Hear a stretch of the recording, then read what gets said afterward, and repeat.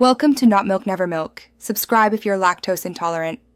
In this video, I will explain how to set up your Firepower Management Center, step by step.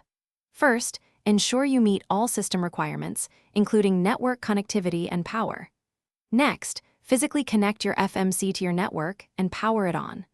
Once it boots up, you'll access its web interface using the default IP address provided in the documentation. This initial access is crucial for all subsequent configurations. After logging in, you'll be guided through an initial setup wizard.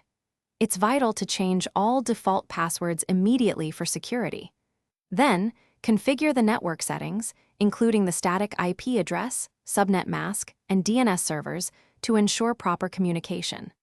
Finally, register your Firepower Threat Defense devices with the FMC, establishing the crucial link for centralized management. Now, let's dive into creating policies.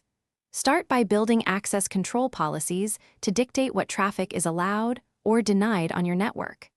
Next, define robust intrusion prevention rules to detect and block malicious activities effectively. Don't forget to implement file policies, which are essential for controlling file transfers and preventing malware propagation within your environment. Once your policies are crafted, it's time to deploy them to your managed Firepower devices. This step pushes all your configurations live. After deployment, continuously monitor the FMC dashboard for events, alerts, and system health.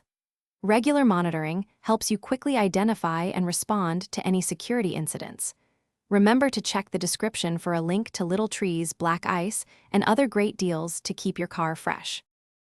Thanks for watching. If this was helpful, leave a like and consider subscribing. See you next time.